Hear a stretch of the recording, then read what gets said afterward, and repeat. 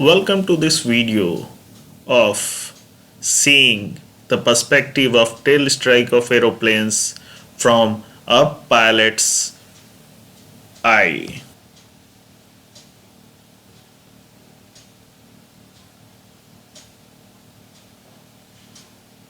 The tail strike you have seen in this video is not a computer generated but an interesting way to open the video. The description I am going to say to you now is with respect to this video.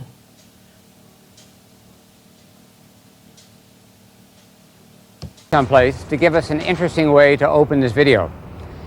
It actually happened to one of these MD-90s during certification tests down at our flight test center at Yuma, Arizona, which explains how we happened to have a camera playing on the airplane at the time. We'll come back to that sequence again a little later in this video.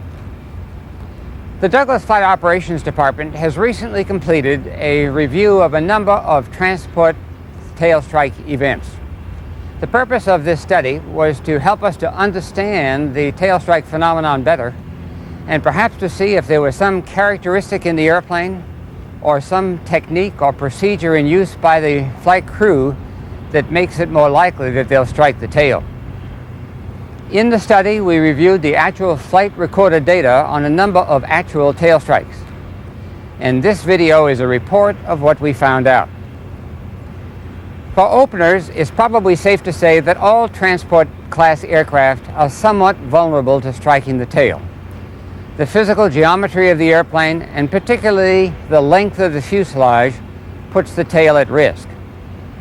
We learned in our study that tail strikes occur in good weather and in bad, during the daytime as well as at night, and more or less equally during the takeoff and landing phases of flight.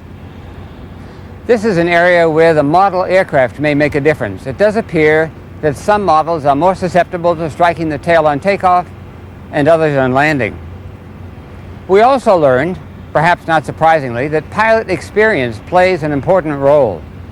Pilots transitioning to a new aircraft type, as a group, they appeared in our statistics a lot more often than any other pilot group. We learned that there are 8 factors, we'll call them risk factors, which kept recurring in the flight recorded data. 4 on takeoff and 4 on landing. Now, these may not be the only 8. You may be aware of others. But we know for a fact that each one of these played some significant role in a recent transport tail strike event. So I'd like to review each of the 8, and where appropriate, I'll bring in a scenario, a typical scenario of how such an event may cause a tail strike. In discussing the takeoff risk factors, I'd like to begin by looking at a mistrimmed stabilizer. Probably every pilot who views this video can remember at least one takeoff in which, after the airplane got airborne, he or she was aware that the stabilizer was really not properly set. If the stabilizer is mistrimmed nose down, then as the aircraft accelerates to rotation speed, it will require a greater pull force on the elevator than is usual, and the aircraft may respond sluggishly. If the aircraft is mistrimmed in the nose-up direction, however, the aircraft will require less pull force than the pilot is accustomed to, and he may be surprised to see how quickly the nose lifts off the runway and how rapidly the aircraft rotates thereafter. You may recall that we recommend a rotation rate of 2.5 or 3 degrees per second. In this case, the pilot could see a rotation rate of 5 degrees per second or more, and in just a couple of seconds could rotate the aircraft to a point where the tail could be at risk. Even worse, if the stabilizer is substantially mistrimmed, nose up, then the nose may try to fly from the runway by itself. As the aircraft accelerates to VR, or perhaps even as early as V1, the nose may ride light on the runway, there may be a couple of light bounces, and the nose will lift off the runway by itself. And the rotation rate that occurs thereafter will be faster than the pilot is accustomed to seeing. Now, usually, the aircraft will lift off at a pitch attitude of about 8 degrees. But in this case, because the rotation occurred early, the aircraft will probably not have sufficient forward velocity to generate the lift to fly off the runway. So the airplane will remain on the runway, and unless the pilot actively intercedes, the rotation will continue. Then the aircraft is likely to lift from the runway at a pitch attitude of 10 or 11 degrees, and the tail will brush the runway on liftoff, or more likely strike the runway several seconds after becoming airborne. How does a pilot find himself in a situation where the stabilizer is mistrimmed? Well, usually it's because of some error that was made in the computations on the load sheet. Perhaps the flight dispatcher received some misinformation, or maybe made some mathematical error, or the information that was provided to the flight crew was correct, but the flight crew just set the stabilizer incorrectly. In any case, it points up the real importance of carefully looking at the numbers on the load sheet, particularly the takeoff gross weight, the zero fuel weight CG, and the takeoff CG.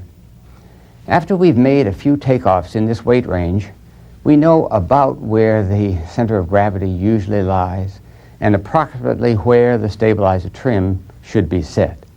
So check those numbers for reasonableness and make sure that they make sense. And do that before you take the runway, so that you won't encounter a situation in which the aircraft tries to rotate off the runway by itself. A second takeoff risk factor might be rotating the aircraft at the wrong speed, either rotating before the airplane reaches VR or rotating at a VR speed which itself is wrong. In a recent case of rotating before reaching VR, the aircraft was going out heavy on a rather short runway. It was a runway length limited takeoff. And because of the heavy weight, the crew used a reduced flap setting for takeoff, which produced takeoff reference speeds which were somewhat higher than what they're accustomed to seeing. In addition, a reduced flap setting for takeoff does reduce also the tail clearance a bit on rotation. In this case, the aircraft accelerated on the runway to VR, and as the airplane approached VR, the pilot, perhaps concerned about how much runway was remaining, began lightening up the nose. The aircraft rotated prior to reaching VR and brushed the tail as it lifted off the runway at about 10 degrees. In the second case of rotating at a VR speed which itself is wrong, this is almost always the result of an incorrect takeoff gross weight being entered. In one recent case we saw, the pilot entered a takeoff gross weight that was 100,000 pounds lower than aircraft actual weight. This naturally generated a rotation speed that was about 12 knots low. The aircraft was rotated at that low speed and of course did not lift off at the normal liftoff point. It did come off the runway at about 10 degrees and struck the tail during rotation. So again, it stresses the importance of looking at the load sheet and making sure that the numbers are correct and that they are reasonable for the existing condition. A third factor on takeoff might be excessive pitch attitude or excessive pitch rate. With respect to pitch attitude, that would be the attitude at which your tail would strike the runway. That varies a little bit from aircraft to aircraft, but generally falls in the 9 degrees to 13 degrees of nose up. The number for the airplane that you fly can be found in your operations manual. And even that number has some variables in it depending upon strut servicing, on tire inflation, and on the rate of rotation. A very vigorous rotation can place compression loads on the struts, which will reduce the tail clearance somewhat. Excessive pitch rate can be the result of simply a too aggressive nose-up pull force, or it could be related to the aircraft's center of gravity. Recall that when the center of gravity is well aft, particularly when it approaches the aft limits, then the aircraft can be expected to be more sensitive in pitch. That's true through all regimes of flight and is also true on takeoff. So even if the takeoff weights are correct and the takeoff speeds are correct and the stabilizer is properly set, still the aircraft can be expected to be quite sensitive during rotation to pitch change. And the flight crew should be aware as they take the runway of where the center of gravity is located and anticipate this pitch sensitivity. The last of the takeoff risk factors deals with the use of the flight director, or more specifically, the inappropriate use of the flight director. You may recall that the flight director was not certified nor ever intended to be used during the takeoff or during rotation. It provides accurate pitch guidance only after the aircraft is airborne. In most aircraft, the pitch bar is biased up to some value well above the horizon during the takeoff roll, essentially to get it out of the way so that the flight crew can more accurately view their pitch rate during rotation. It provides accurate information only after the aircraft is in the air. Recall that if you rotate at 2.5 or 3 degrees per second, the airplane lifts off the runway at about 8 degrees, and the rotation rate continues thereafter. The aircraft will pass through the 35-foot point with a pitch attitude of about 15 degrees and a speed of V2 plus 10, and that is our aiming point. Moving into the landing risk factors, perhaps the unstable approach occurred more often than any other. In fact, in the flight recorded data, it appeared in virtually every landing tail strike. The classic scenario is that the aircraft gets turned into final approach with too much airspeed, too much altitude, or some combination thereof. And the pilot spends the remainder of the approach trying to dissipate that extra energy. You may recall that we aim for 1,000 feet above the ground as a point where conditions should be stable. That is, the aircraft should be on the localizer, on the glide slope or the visual approach path, on speed, and in the final landing configuration. Now, we realize that's not always possible at 1,000, but by the time the airplane descends to 500, if these factors are not stable, we recommend that the pilot execute a go-around every time. What we have found is that if the pilot presses on in the approach from that unstable position, in the recorded data it shows rather large and abrupt power and pitch changes in the latter part of the approach. When the aircraft arrives in the flare, it invariably has either too much airspeed or not enough, and quite often the airplane is long on the runway. That is, it has taken some extra room to dissipate that energy, and the aircraft has moved down the runway to a point where perhaps the pilot is concerned about whether he has enough runway remaining to get the aircraft on the ground and get it stopped. For whatever reason, we see in the flare some rather abrupt pitch changes, and often culminating in one last vigorous nose-up pull just prior to touchdown.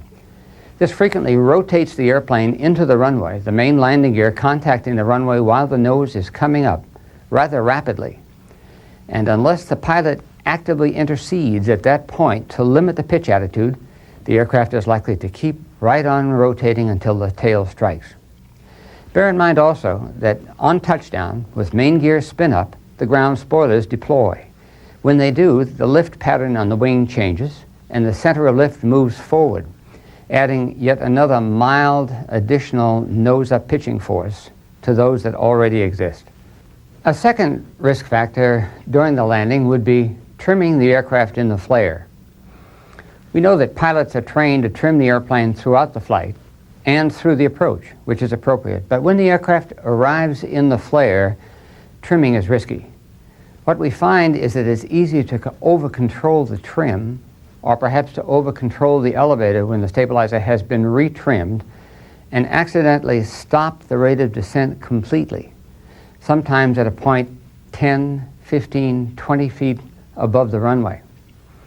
When that occurs, just as the aircraft is entering the ground effect, the airplane may enter into a long float period above the runway while airspeed bleeds off, sometimes from VREF to VREF minus 5, minus 10, even 15 knots below VREF before the energy plays out and the airplane begins to fall. Now, if the aircraft is only a foot or two above the ground, the pilot may get away with it. But if the airplane is 12 or 15 feet above the ground, then as it settles, there's a great tendency for us to pull to try to salvage the landing by rotating the nose up and possibly driving the tail into the ground. The crosswind approach has many elements in it that increase the risk of striking the tail.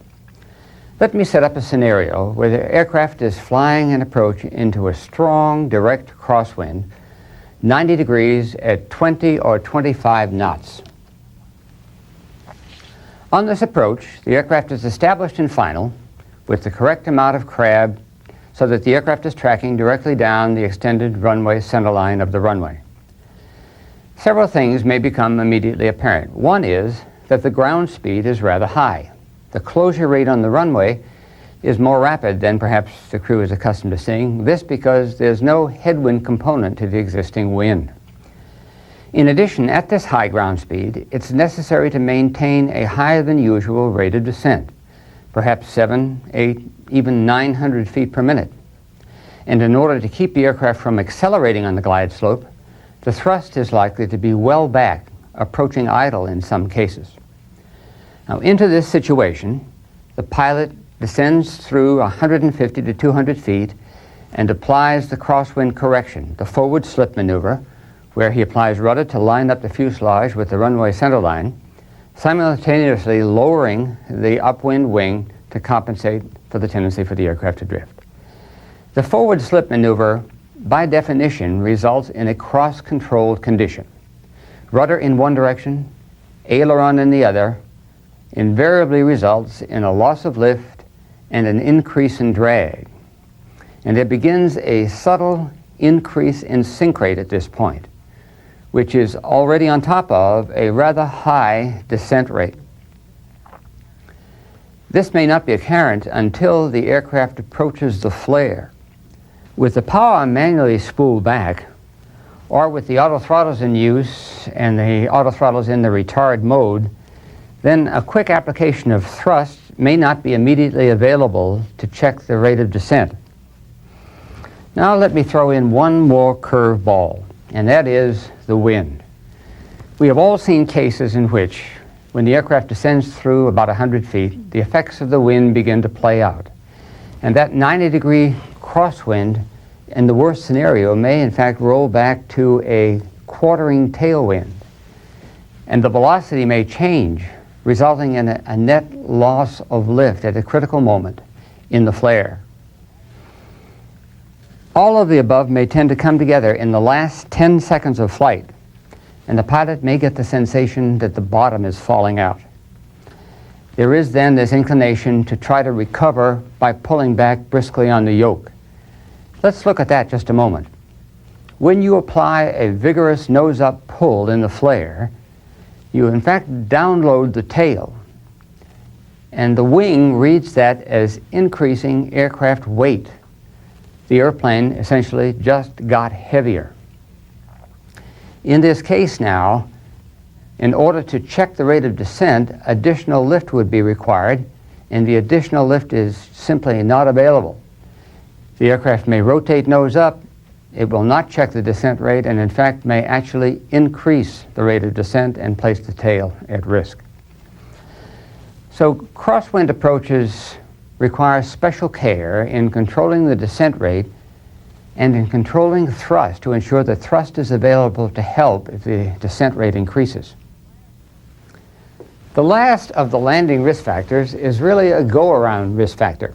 It is possible on a very low altitude go-around to strike the tail on the go.